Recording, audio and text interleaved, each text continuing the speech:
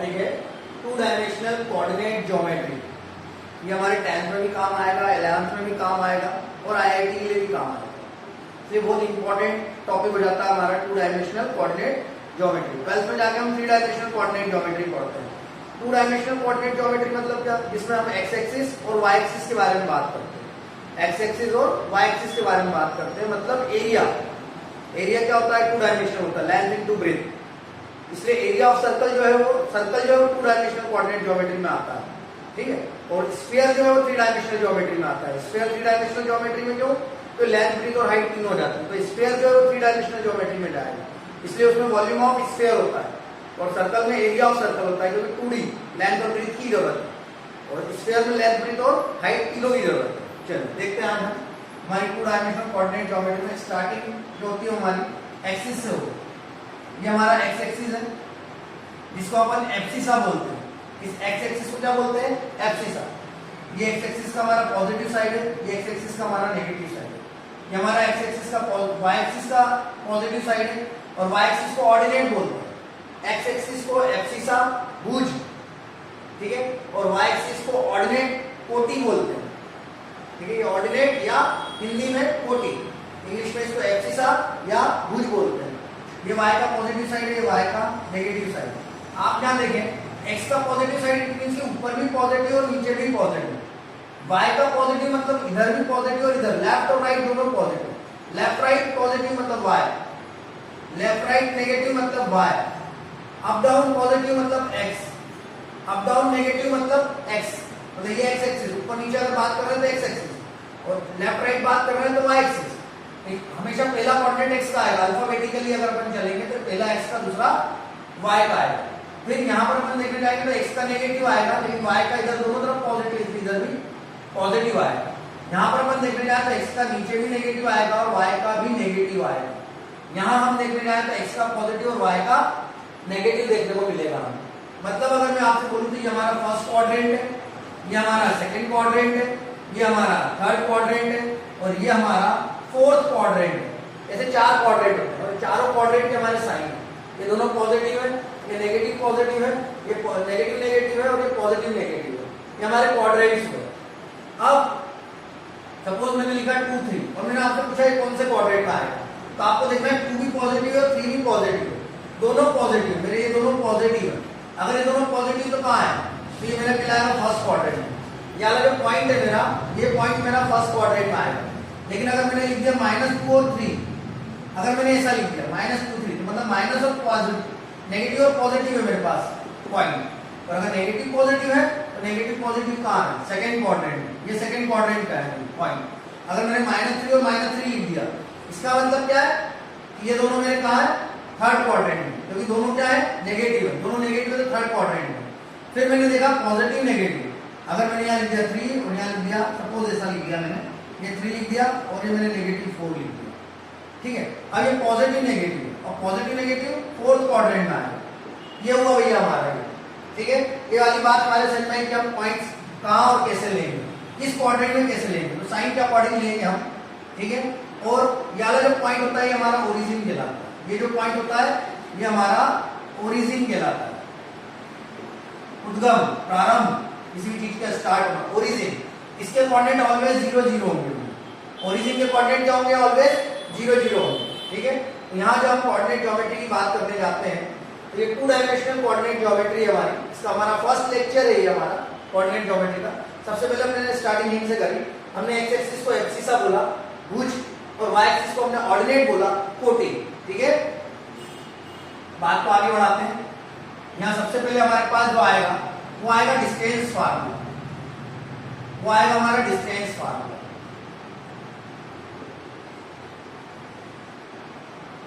Distance formula जिसे हम दूरी का सूत्र भी बोलते हैं, डिस्टेंस फार्मूला, दूरी का सूत्र। अब एक पॉइंट मेरा P है, जिसके कोऑर्डिनेट मैंने x1 y1 ले लिए। एक पॉइंट मेरा Q है, जिसके कोऑर्डिनेट मैंने x2 y2 ले लिए।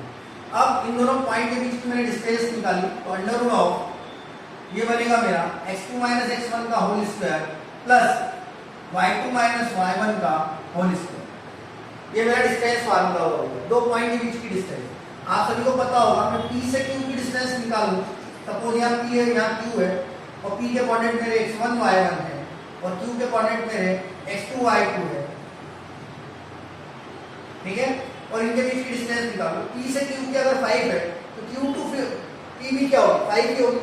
मतलब मैं इसको x2 माइनस x1 भी लिख सकता हूँ और चाहूँ तो x1 माइनस x2 भी लिख सकता हूँ। तो दोनों पॉइंट से डिस्टेंस सेम ही आना है, ठीक है। इस बात का थोड़ा सा ध्यान रखें। चलिए अब यहाँ पर एक छोटा सा हमने जैसे एक सवाल लिया 2 3 और -4 5, ये सवाल लिया, सिंपल सा एक सवाल लिया, इनके बीच की डिस्टेंस निकालना, ये x1 ये y1, ये x2 और ये y2, ठीक है। मैं बहुत स्टार्टिंग से शुरू कर रहा हूँ, लेकिन आगे चल के आप सेंटर, जितने टाइप के सेंटर होते हैं, आर्थो सेंटर, सर्कम सेंटर, इन सेंटर, एक्स सेंटर, है ना, इन सब के बारे में बात करेंगे, सेंट्रॉइड, इन सब की प्रॉपर्टीज के बारे में बात करेंगे, क्योंकि हमारा लेक्चर हम IIT लेवल तक उठा के लेके जाएंगे, IIT तक की सारी बातें, IIT में आने वाले क्वेश्चन सबको डिस्कस करेंगे धीरे धीरे। पर स्टार्टिंग है कि जहाँ से आपको समझने में सब क्लियर होता जाए, अच्छे से समझ में आ जाए, कुछ यहाँ पर मैं ट्रिक्स बताऊंगा। तो यहाँ पर अपन देखें, ये मेरा x1 y1, ये x2 y2, पहला वाला पॉइंट P, दूसरा वाला Q, आपने मुझे यहाँ लगाया x2 माइनस x1, तो x2 माइनस x1 का होल स्क्वायर, ये रहा -4 -2 और इसका whole square, plus y2 minus y1, 5 minus 3 का whole square, -4 -2 minus minus plus, लेकिन साइन माइनस था, 5 में से 3 गया 2 का स्क्वायर, माइनस का स्क्वायर क्या होगा प्लस, और 6 का स्क्वायर क्या होगा 36, 2 का स्क्वायर क्या होगा 4, ये हो गया मेरा √40, √40 मतलब कितना लिख सकता हूं मैं इसको, 4 × 10, 4 का स्क्वायर 2 √10, ये हो गया भैया, ये डिस्टेंस निकल गई, क्या निकली मेरी PQ की डिस्टेंस 2 √10, ये मेरी डिस्टेंस है पॉइंट PQ। अब आप मेरी यहाँ पर ट्रिक देखिएगा, ये तो मैंने आपको निकाल के बताया कि फार्मूले में रख के कैसे करते हैं, पर आप मेरी ट्रिक देखिएगा। आपको दो चीजें देखना है, एक सेम साइन और एक है अपोजिट साइन। हम सेम साइन में क्या करते हैं और अपोजिट साइन में क्या करते हैं, तो ज्यादा फार्मूले पे ध्यान रखने की जरूरत नहीं पड़ेगी और हमारी स्पीड बढ़ जाएगी। इस डिस्टेंस फार्मूले को लगाने की हमारी स्पीड मेंटेन हो जाएगी ट्रिक से। आप ट्रिक को बहुत अच्छे से देखें और समझें, क्योंकि अभी जब प्रॉपर्टी आ जाएगी क्वाड्रिलेटरल्स की या ट्राइंगल्स की प्रॉपर्टी आ जाएगी और हमें वर्टाइसेस दे देगा और वर्टाइसेस देके वर्टेक्स देके हमसे बोलेगा कि बताओ ये विच काइंड ऑफ क्वाड्रिलेटरल भी है, देन फिर हमें ये प्रॉपर्टीज कई बार लगाना पड़ेगा, ठीक है, कि किस टाइप का वो क्वाड्रिलेटरल हमें दिया हुआ है या किस टाइप का हमें ट्राइंगल दिया हुआ है। ट्राइंगल दिया है तो 3 बार लगाना पड़ेगा, तो ट्राइंगल की 3 साइड होती है, AB BC CA, इसके लिए लगाना पड़ेगा। लेकिन क्वाड्रिलेटरल है तो उसके लिए 4 बार तो साइड के लिए लगाना पड़ेगा और 2 डायगोनल के लिए लगाना पड़ेगा। तो क्वाड्रिलेटरल में 6 बार ये डिस्टेंस फार्मूला यूज करना पड़ेगा और जब हम 6 बार करेंगे और इस तरीके से फार्मूला लगा के करेंगे तो टाइम कंज्यूम होगा और मैथ्स में स्पीड ही सबसे ज्यादा मैटर करती है। उस स्पीड को मेंटेन करने के लिए हमने एक ट्रिक सीखी है, एक होता है अपोजिट साइन और एक होता है सेम साइन। अपोजिट साइन मतलब आप पहले सेम साइन देखिए, ये पॉजिटिव है और ये नेगेटिव, तो ये अपोजिट साइन हो गया, ये अपोजिट साइन हो गया, ठीक है। और ये दोनों क्या है, सेम साइन। सेम साइन अगर दिखे आपको तो ऑलवेज माइनस करना है, अपोजिट साइन दिखे तो हमेशा प्लस करना है। सिंपल सी किसी बात याद रखना है, सेम साइन है, सेम साइन मतलब दोनों पॉजिटिव हो या दोनों नेगेटिव हो जाए ऐसा, ठीक है। ये देखो इधर भी 5 -5 -3, ये सेम साइन है। आपको साइन अब देखना नहीं, आपको तो नंबर देखना है, सिर्फ इस पे ध्यान देना है, नंबरों पे ध्यान देना है। और यहाँ ये दोनों क्या है, देखो ये अपोजिट, ये माइनस का है और प्लस का। फिर से निकाल के देखते हैं क्या बोल रहा है, मेरा अपोजिट साइन प्लस कर दो, 4 और 2 कितना हो जाएगा 6, स्क्वायर कर दो, ये स्क्वायर भले यहाँ माइनस था लेकिन मैंने तो आपको क्या बोला कि अपोजिट साइन दिखे तो क्या कर दो प्लस कर दो, सेम साइन दिखे तो क्या कर दो माइनस कर दो, 5 में से 3 माइनस कर दो, 2 का स्क्वायर कर दो। ये देखो ये हो गया 36 + 4, वही हो गया √40 और वही 4√10, 4 का 2, ये देखो ये स्पीड ही बाहर आ गई है, बहुत तेज गति से आपका काम होगा। क्या करना है आपको, बात समझ में आई मेरी। सेम साइन दिखे तो आपको क्या करना है, माइनस करना है, और अपोजिट साइन दिखे तो आपको क्या करना है, प्लस करना है। सेम साइन आपको समझ में आ गया कि दोनों या तो पॉजिटिव होंगे या दोनों नेगेटिव होंगे। Same sign, opposite sign clear है, एक माइनस का होगा एक प्लस का होगा। आपको सिर्फ ये पहचानने के लिए इस बात पर ध्यान देना, उसके बाद आपको काम, मैंने क्या बोला अपोजिट में प्लस, तो आप नंबर देखो, नंबर प्लस कर दो और स्क्वायर कर दो, मैंने क्या बोला, सेम है माइनस कर दो, आप दोनों का सेम है माइनस कर दो, सिंपल। अब आपको फार्मूले पे ध्यान देने की जरूरत है। इस तरीके से आप अपनी स्पीड मेंटेन कर सकते हैं। तो डिस्टेंस फार्मूले के लिए आपकी छोटी सी एक ट्रिक बताई है मैंने। अब आपको समझ में आ रहा होगा कि एकदम बेसिक से क्यों स्टार्ट करा है मैंने, एकदम बेसिक से क्यों स्टार्ट करा है मैंने। तो यहाँ हमारे डिस्टेंस फार्मूले से रिलेटेड बात है, ठीक है। यहाँ आपको दो चीजें आपको पढ़कर रखना पड़ेगी। एक प्रॉपर्टी ऑफ ट्राइंगल्स, जितने टाइप के आपके ट्राइंगल्स होते हैं वो सारे आपको पता होना चाहिए। Equilateral triangle, right angle triangle, isosceles triangle, आपको इन ट्राइंगल्स की प्रॉपर्टी पता होना चाहिए। एक दूसरा चीज यहाँ पर आपको क्या पता होना चाहिए, दूसरी चीज आपको क्वाड्रिलेटरल से रिलेटेड प्रॉपर्टी, क्वाड्रिलेटरल से रिलेटेड प्रॉपर्टी पता होना चाहिए। क्वाड्रिलेटरल मतलब इसमें जितने टाइप है, स्क्वायर, रेक्टेंगल, पैरेललोग्राम, रोम्बस, इनकी प्रॉपर्टीज पता होना चाहिए। ये भैया आपकी यहाँ पर अप्लाई होता है डिस्टेंस फार्मूला इन जगहों पर। फिर इस डिस्टेंस फार्मूले को थोड़ा और घुमाएं तो आपको किसकी, ट्राइंगल की प्रॉपर्टी पता होना चाहिए और क्वाड्रिलेटरल की प्रॉपर्टी पता होना चाहिए, उन पे लगाते आना, ठीक है।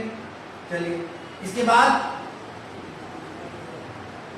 अगर किसी पॉइंट की डिस्टेंस वो एक्सिस से बोल दे, सपोज एक पॉइंट P दे दे और 2 3 और इसकी distance from the X axis बोल दे, distance, find the distance of that point from the X axis, find the distance of that point from the X axis. अगर वो ऐसा बोल दे कि इस बिंदु की एक्स अक्ष से दूरी ज्ञात कीजिए, इस बिंदु की एक्स अक्ष से दूरी ज्ञात कीजिए, तो ये डिस्टेंस निकालने के लिए दो पॉइंट चाहिए कि और क्यों दिया कितना है, एक, तो सेकंड हम तो लेना पड़ेगा और एक्स एक्सिस से बोला तो एक्स का कोऑर्डिनेट तो रहेगा लेकिन वाई का क्या हो जाएगा, जीरो। ये देखो हमारा क्यूब तैयार हो गया, जो छूट रहा है वो जीरो। आप तो एक कॉन्सेप्ट बना लो, क्या चीज है भैया आपके पास, दो चीजें, कौन सी दो चीजें, एक्स और वाई, फिल्म के हीरो हीरोइन, एक्स और वाई, ठीक है।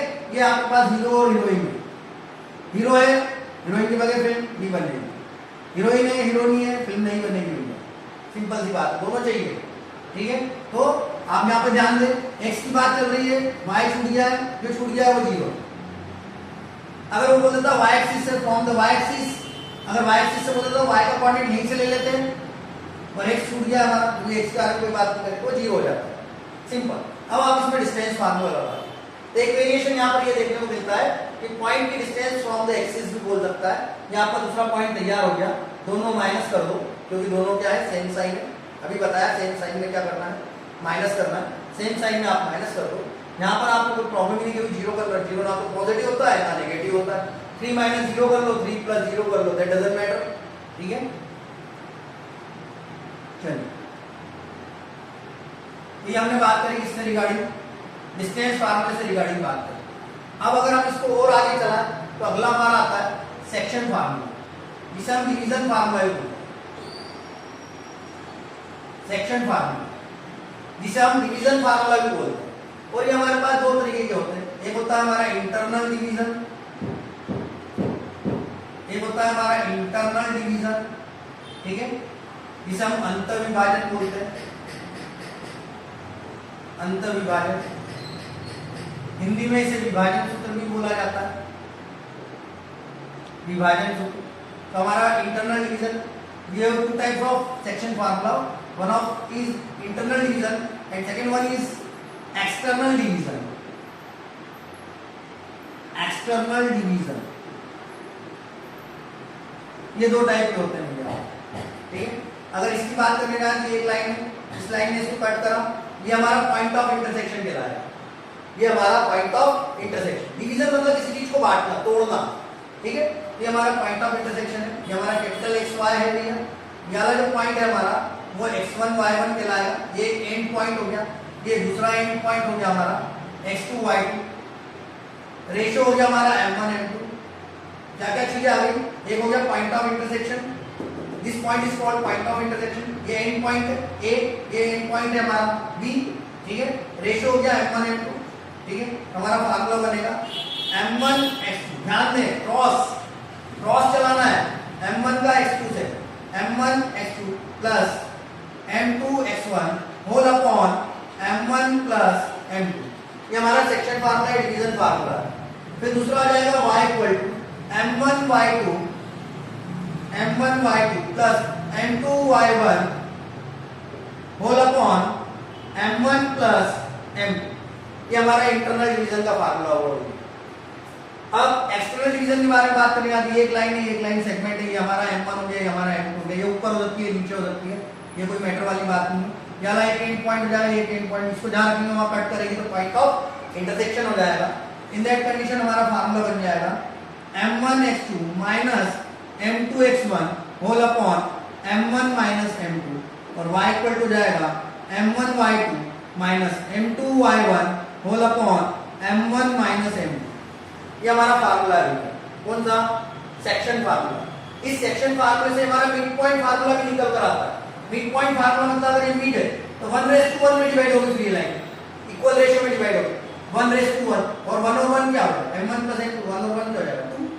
ठीक है, और यहाँ पर भी 1 हो जाएगा तो x2, यहाँ पर भी 1 हो जाएगा तो x1। तो हमारा मिड पॉइंट का फार्मूला क्या निकल कर आता है? किसी भी चीज का मिड पॉइंट फार्मूला क्या होगा? वो होगा x1 प्लस x2/2 और y इक्वल टू होगा हमारा y1 प्लस y2/2। ये हमारा मिड पॉइंट फार्मूला होगा। मिड पॉइंट फार्मूला मतलब M1 M2 जो है वो 1:1 में डिवाइड होंगे। ये यहाँ पर यहीं से हमारा ट्राइसेक्टिंग पॉइंट है ना, फोर सेक्टिंग पॉइंट ये निकलते हैं, इसलिए बहुत इंपॉर्टेंट है हमारे लिए फार्मूला। ठीक है, यहीं से सेंट्रॉइड का फार्मूला भी निकलता है। इस सेक्शन फार्मूले से हम सेंट्रॉइड का फार्मूला भी डिराइव करते हैं। तो हमको ये फार्मूला पता होना बहुत जरूरी है और बहुत इंपॉर्टेंट चीज है। आप फार्मूले में देखो कितनी चीजें हैं। एक, इन दोनों को मैं एक ग्रुप में मान लेता हूँ, ए और बी को। ठीक है, दोनों एंड पॉइंट्स को। एक, दूसरा पॉइंट ऑफ इंटरसेक्शन, तीसरा ये रेशो। टोटल 3 चीजें हैं। मतलब सवाल बनेगा तो इन 3 पॉइंट पे सवाल बन सकता है। फार्मूले में जितनी चीजें उतने से रिलेटेड क्वेश्चन करेगा, इससे ज्यादा क्वेश्चन नहीं कर सकता। तो या तो आपको अगर 3 में से 2 चीज देगा, एक ये दे देगा, ये दे देगा, मतलब एंड पॉइंट दे दिया और क्या दे दिया? रेशियो दे दिया। और क्या पूछ लिया? पॉइंट ऑफ इंटरसेक्शन पूछ लिया। या ये दोनों एंड पॉइंट दे दिए, ये अलग भी दे दिया और आपसे रेशियो पूछ लिया। इन दैट कंडीशन आपको कंसीडर करना पड़ेगा कि λ1, k1, r1 ऐसा कोई रेशियो आपको कंसीडर करना पड़ेगा। ये पूरी लाइन किसी एक टुकड़े में कटी है तो आप रेशियो कंसीडर करके फिर इसको सॉल्व करेंगे। ठीक है, उस तरीके से हम रेशियो निकालते हैं। फिर क्या करेगा? रेशियो भी दे देगा, ये भी दे देगा, ये भी दे देगा और दूसरा एंड पॉइंट पूछ लेगा। ये टोटल 3 टाइप के सवाल बनते हैं इस पर। तीनों टाइप के बारे में हमने डिस्कस करा। पहला क्या? पॉइंट ऑफ इंटरसेक्शन पूछ ले। दूसरा क्या? रेशियो पूछ ले। तीसरा क्या? एंड पॉइंट पूछ ले, कोई सा भी है। ठीक है, तो 3 टाइप के क्वेश्चन इसके ऊपर बन सकते हैं। ठीक है, यहाँ पर ऐसा भी होता है कि अगर इसको कोई एक्स एक्सिस कट कर रही है और आपसे रेशियो बोल रहा है, ये दोनों एंड पॉइंट दे दिए, रेशियो आपसे बोल रहा है निकालने के लिए और आपसे बोला इसको एक्स एक्सिस कट कर रही है। इन दैट कंडीशन आप y0 लेके चलो और आप y वाला फार्मूला लगाओ। जब वो बोल रहा है कि इसको कोई एक्स एक्सिस कट कर रही है और आपको रेशियो निकालना है कि किस रेशियो में डिवाइड कर रही है, तब आप इसको क्या करोगे? y वाला फार्मूला। एक्स एक्सिस कट कर रही तो y0, क्या बोला? जब छूट रहा है वो 0, सिंपल। अगर y एक्सिस कट कर रहा है तो x एक्सिस 0, x वाला लेके चले। ठीक है, यानी बात ये क्वेश्चन बन सकता है। और क्या बन सकता है इसके अंदर? अगर वो आपसे कोई डिवीजन नहीं बोल रहा है, मान लो ना इंटरनल बोल रहा है ना एक्सटर्नल डिवीजन बोल रहा है, अब आपको सिर्फ सवाल दे दिया, फिर आप कैसे डिसाइड करोगे कौन सा डिवीजन लगाना है? तो ऑलवेज आपको इंटरनल डिवीजन का ही फार्मूला यूज करना है। In that condition you have to use the internal formula only. ठीक है, अगली बात समझना, आपको इंटरनल फार्मूला यूज करना है। ठीक है, आप इंटरनल सेक्शन वाला फार्मूला यूज करेंगे। अब एक और चीज से रिलेटेड, मान लो आपने रेशियो निकाला, इंटरनल डिवीजन का फार्मूला लगाया और आपने रेशियो निकाला। रेशियो का क्वेश्चन था निकालने के लिए, कोई डिवीजन नहीं बोला था, आपने इंटरनल डिवीजन का फार्मूला भी लगा दिया और रेशियो भी आ गया, पर रेशियो नेगेटिव आ गया। रेशियो k1, k की वैल्यू नेगेटिव आ गई, -2/3 आ गई k की वैल्यू। तो आप बकायदा बोलोगे कि एक्सटर्नल डिवीजन, भले आपने फार्मूला इंटरनल डिवीजन का लगाया लेकिन k की वैल्यू अगर नेगेटिव आ गई तो आपको बोलना पड़ेगा कि एक्सटर्नल डिवीजन। आगे बात समझ में सबको अच्छे से?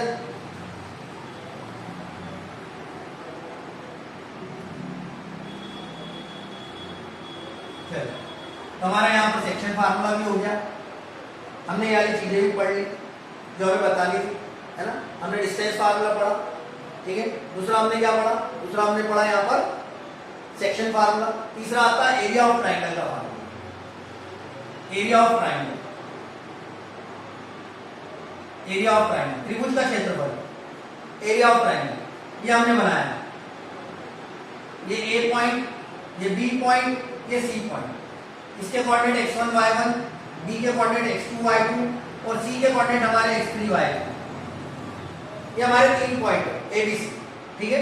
मेरे को ये जो ये space occupy by the ABC, ठीक है, ये निकालना है, space occupy by the ABC, ठीक है, ये निकालना। तो ये मेरा एरिया ऑफ ट्राइंगल 1/2। देखिए फार्मूला कैसे याद करेंगे अपन।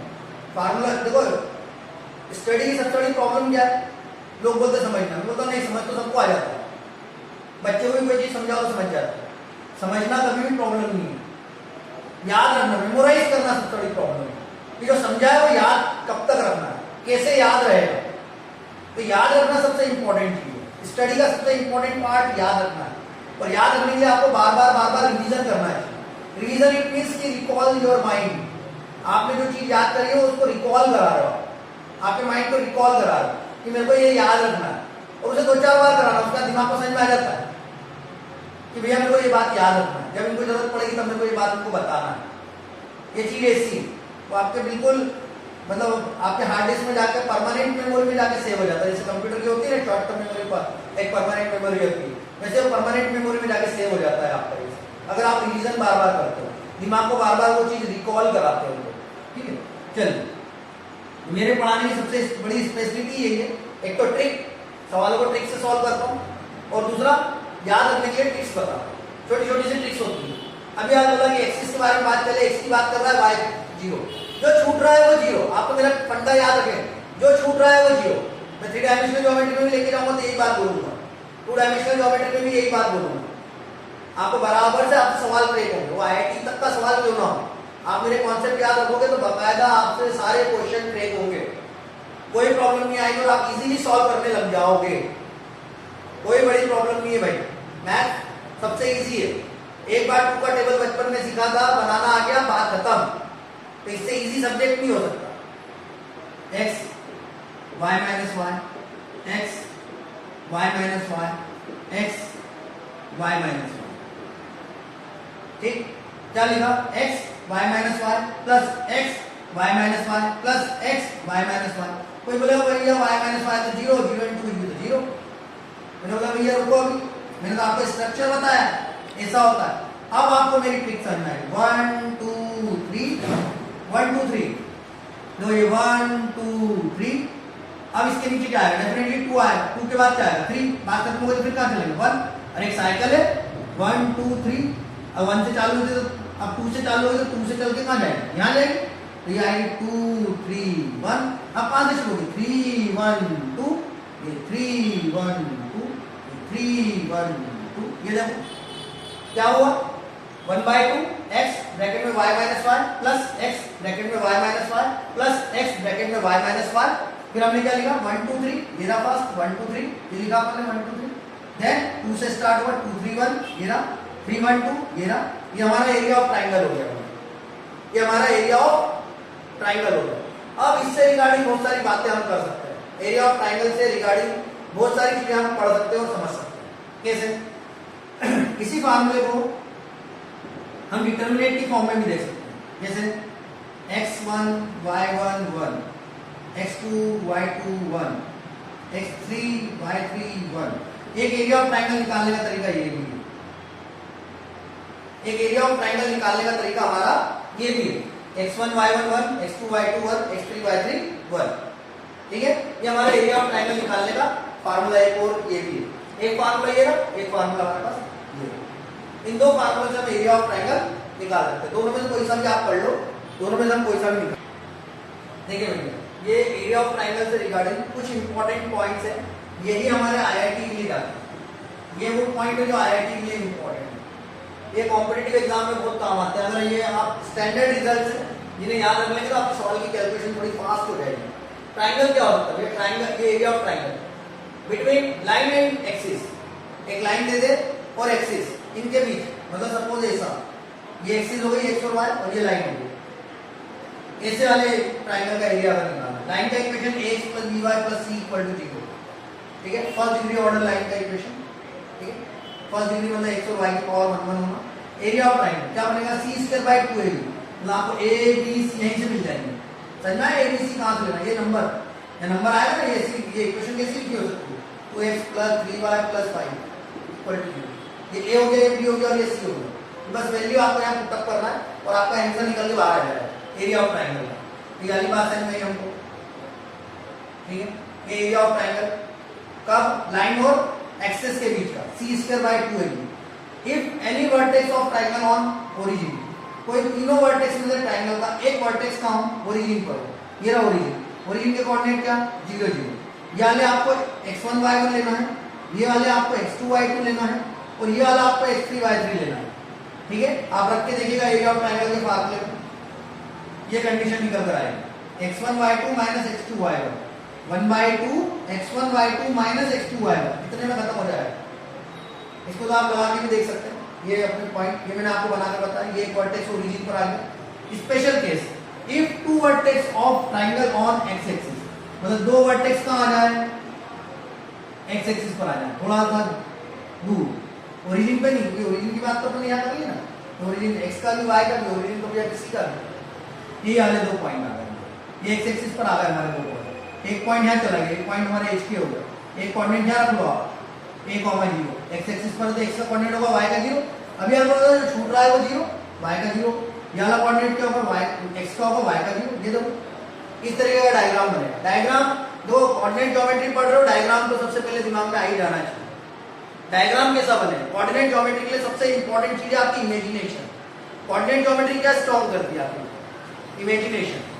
ट्रिग्नोमेट्री क्या स्ट्रॉन्ग करती है आपको, उठा पटक भैया आप कैसे कैसे तोड़ मरोड़ के सवाल कर सकते हो, ठीक है। अरिथमेटिक आपके दिमाग की कैलकुलेशन स्ट्रॉन्ग करता है, तो हमारे मैथ्स का हर एक टॉपिक आपको कोई ना कोई हेल्प करता है। तो कोऑर्डिनेट ज्योमेट्री जो होती है वो हमारी इमेजिनेशन को स्ट्रॉन्ग करती है, इमेजिन पावर को स्ट्रॉन्ग करती है। ये डायग्राम बना, तो डायग्राम तो इमेजिनेशन से बनेगा भैया, है ना। ये हमारा डायग्राम बन गया। तो एरिया ऑफ ट्राइंगल मैंने पॉइंट यहाँ लिख के दिए, area of triangle equal to 1/2 a minus b into k। ये देखो ये हमारी छोटी सी ट्रिक होगी। When the both points of the triangles on the x-axis, when the both points of the triangles on the x-axis, area of triangle is equal to the 1/2 a minus b into k, ठीक। Similarly ऐसा ऐसा y पर हो जाए तो diagram सोचो जरा 2 minute, ये y पर हो गया भैया हमारा, ये बन गया हमारा ट्रायंगल, दोनों पॉइंट हमारे y एक्सिस पर होगा, ठीक है। उस कंडीशन में area of triangle equal to 1/2 c minus d into h, y के लिए h का दो, याद रखना कितना आसान है, और उल्टी चीज चलती है, सिंपल सी बात है। y एक्सिस की बात है x के कोऑर्डिनेट से इंटू करना, x एक्सिस की बात है y के कोऑर्डिनेट से इंटू करना, k किसका है, y का कोऑर्डिनेट है, ठीक है। बात समझ में आई आपको। ये हमने एरिया ऑफ ट्रायंगल से रिगार्डिंग बात करी, ये हमने एरिया ऑफ ट्रायंगल से रिगार्डिंग। अगला टॉपिक जो हमारा रहेगा इसी में, ये हमारा बेसिक कोऑर्डिनेट ज्योमेट्री का लास्ट टॉपिक, ये हमारा बेसिक कोऑर्डिनेट ज्योमेट्री का लास्ट टॉपिक। इसके बाद अगला जो वीडियो बनाऊंगा वो मैं सेंटर पे बनाऊंगा, वो कंप्लीटली आईआईटी के लिए होगा, 11th और आईआईटी, 11th और आईआईटी के लिए टच करेगा। तो अगला जो वीडियो होगा मेरा, नेक्स्ट वीडियो जो होगा उसमें कंप्लीट जानकारी जो होगी वो सेंटर से रिलेटेड होगी। मैंने कई चीजें देखी, सेंटर पढ़ाते तो लोग सेंटर बना कैसे क्या ये सब बता, लेकिन अरे भैया अगर सेंट्रॉइड की बात करूं तो point of intersection of median, तो point of intersection of median is called centroid. तो सेंट्रॉइड में सेंट्रॉइड के बारे में तो पढ़ना ही है, पर मीडियन की प्रॉपर्टी भी पढ़ना है। फिर वो मीडियन हमें ट्राइंगल के अकॉर्डिंग भी पढ़ना है, इक्विलेटरल ट्राइंगल में जाके क्या बिहेवियर रहेगा उस मीडियन का, और मीडियन का बिहेवियर चेंज होगा तो क्या सेंट्रॉइड का बिहेवियर चेंज होगा, क्या सेंट्रॉइड की कंडीशन चेंज होगी क्या। अगर वो राइट एंगल ट्राइंगल है तो फिर मीडियन की कंडीशन क्या रहेगी उस कंडीशन में, फिर मीडियन के साथ बिहेव करेगा तो फिर सेंट्रॉइड कहां जाएगा।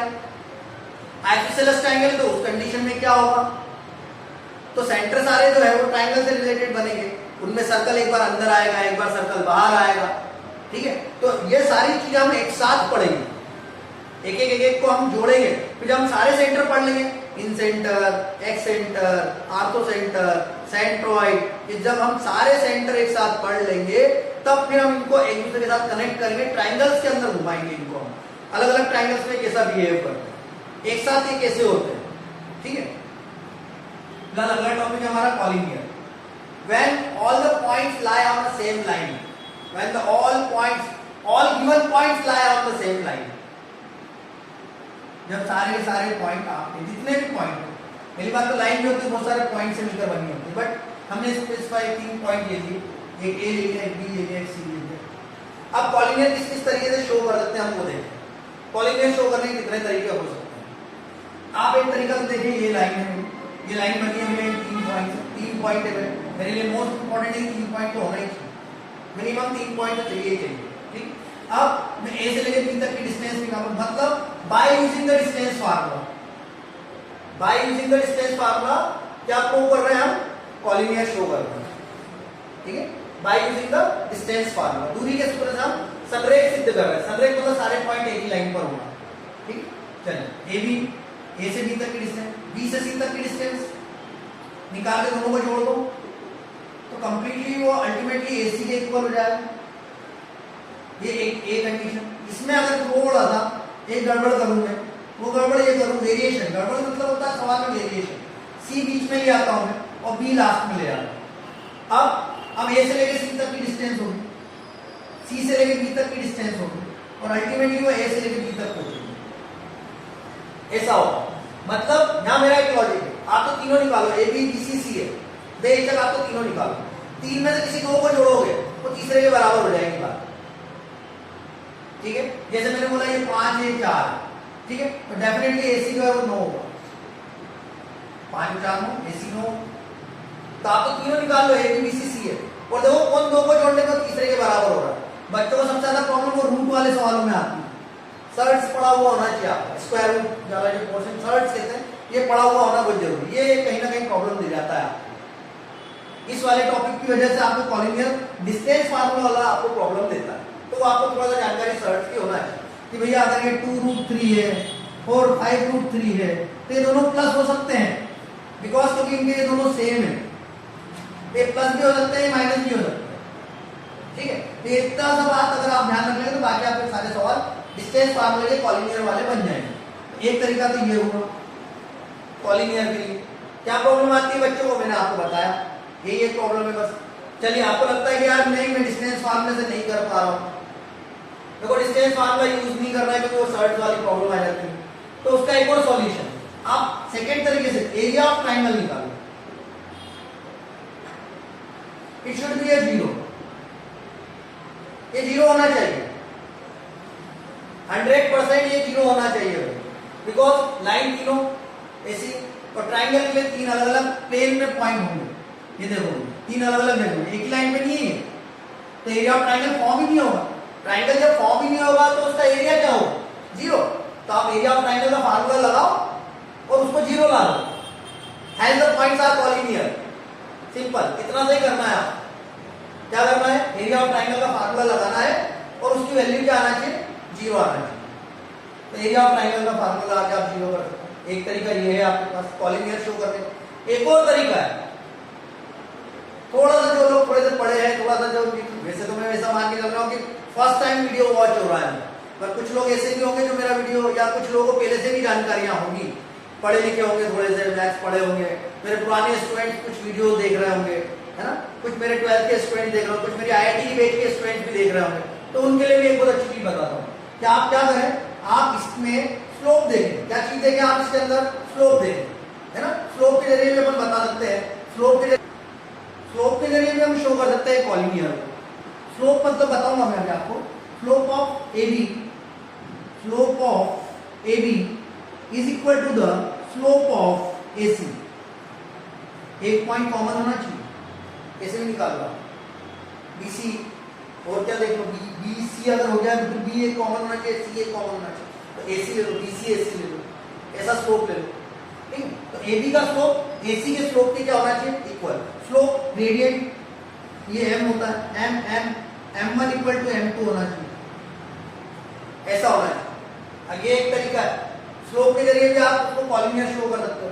तो ये कॉलिनियर शो करने का तरीका आपके पास क्या है, 2 निकालो, तीनों निकालना, 3 निकाल के 2 का जोड़ तीसरे के बराबर करना, पहला एरिया ऑफ ट्रायंगल 0 बताना, collinear. Third, slope of AB is equal to the slope of AC करना है, slope of AB is equal to the slope of AC करना है, सिंपल। ये M स्लोप जो होता है वो M होता है, थोड़ा सा बता देता हूं, M equal to tan theta होता है, ये inclination angle of the line with the x axis which represented by the theta, it is called the slope of line, ठीक है।